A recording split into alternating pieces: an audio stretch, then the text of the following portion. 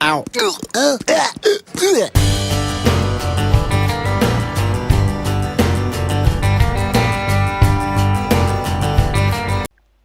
Aisan, pour mieux te connaître, quel a été ton parcours dans l'humour? Qu'est-ce qui t'a amené finalement sur scène?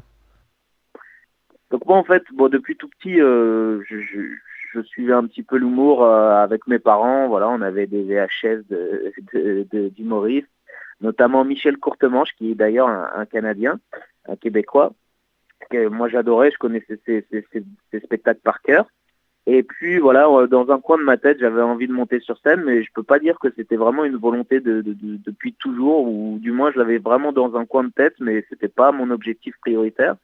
Et puis après, après avoir eu un diplôme dans le sport, je suis parti faire animateur en club de vacances chez Loup Voyage. Et là-bas, ben, j'ai découvert un petit peu la scène. J'ai commencé à monter sur scène, faire des sketchs avec les autres animateurs. Et ben, je me suis rendu compte que j'aimais beaucoup être sur scène et j'avais des très bons retours aussi des vacanciers. Bon, ça reste des spectateurs assez faciles dans le sens où, bon, bah voilà, c'est les animateurs, on les aime bien, on rigole. Mais je me suis découvert un petit peu bah, une passion cachée finalement. Et puis bah, après, à mon retour de club de vacances, en fait, en tant qu'animateur, bah, j'ai décidé d'aller tenter ma chance sur les petites scènes parisiennes et de tester des sketchs de 5 minutes. Donc bon, bah, j'ai eu pas mal de bides, hein, mais bon, après on prend un bide, on rentre chez soi, on rebosse, on revient, on fait un petit peu moins un bide, on rebosse, on revient, et puis c'est de mieux en mieux. Puis après, on voit si oui ou non on veut vraiment faire ça. Et voilà, au final, j'en suis arrivé à écrire mon premier spectacle, puis mon deuxième. Et le deuxième spectacle là qui tourne actuellement, qui s'appelle, je le rappelle, Bienvenue chez moi, et que vous pouvez voir notamment ce soir au Spotlight de Lille à 21h30 ce samedi soir. Alors, tu as également d'autres projets et on va en parler ensemble. Il y a tout d'abord un spectacle pour enfants. Si tu Oui, peux nous en parler un donc petit peu. en fait, moi, j'ai fait 12 ans d'animation en centre de loisirs et bah, j'ai pu voir voir pas mal de spectacles enfants et je me suis dit bah tiens maintenant que que j'ai mon one man, bah peut-être je pourrais faire moi aussi un spectacle pour enfants et donc j'ai écrit mon spectacle qui s'appelle Un robot pas comme les autres. Donc je le joue depuis maintenant, bah, ça doit faire 1 an et demi aussi. Donc j'ai la chance de le jouer un peu partout, aussi bien dans des cafés-théâtres que dans des écoles, des centres de loisirs, même des IME.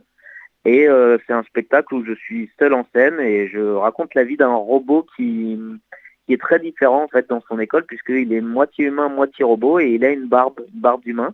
Et du coup, tous ses copains robots se moquent de lui. Et ce qui fait que moi, je fais un parallèle avec ce qui peut se passer dans les écoles en France ou un peu partout en fait, sur tout ce qui est harcèlement scolaire, du coup les enfants qui ne veulent plus aller à l'école, donc la phobie scolaire parce qu'on se moque trop d'eux, donc ça peut être pour une couleur de peau, pour un poids, pour une taille, pour je sais pas une autre caractéristique physique, peut-être pour juste des fois pour des marques d'habits parce qu'ils n'ont pas les marques à la mode, on se moque d'eux.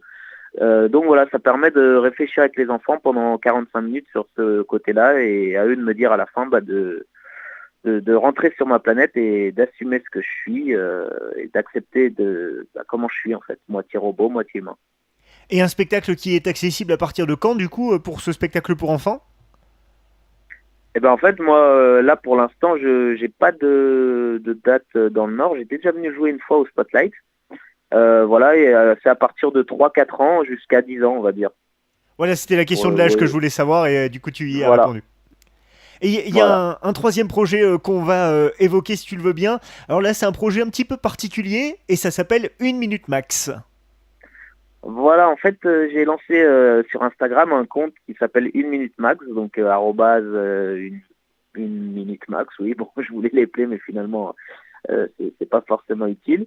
Et c'est des petites vidéos d'1 minute, puisque le format Instagram, de toute manière, permet de mettre qu'1 minute, où je parle d'un peu tout et n'importe quoi, donc c'est des sujets aussi bien sur les animaux que les fruits, que la nourriture, que les petites astuces comme la balle de tennis par exemple, je vais faire une vidéo dessus. Voilà, c'est un petit projet, je me suis dit bon bah tout le monde est sur YouTube et la plateforme est un petit peu comment dire il y a énormément de monde dessus et je me suis dit peut-être sur Instagram il y avait moyen de sortir un petit peu son épingle du jeu donc voilà, j'ai lancé ça ça va faire 1 mois et on verra bien ce que ça va donner. Et du coup, tu as des souhaits particuliers par rapport à ce projet? Tu as une manière de travailler qui est déjà arrêtée? Alors moi, j'essaye de faire 3 à 4 vidéos par semaine.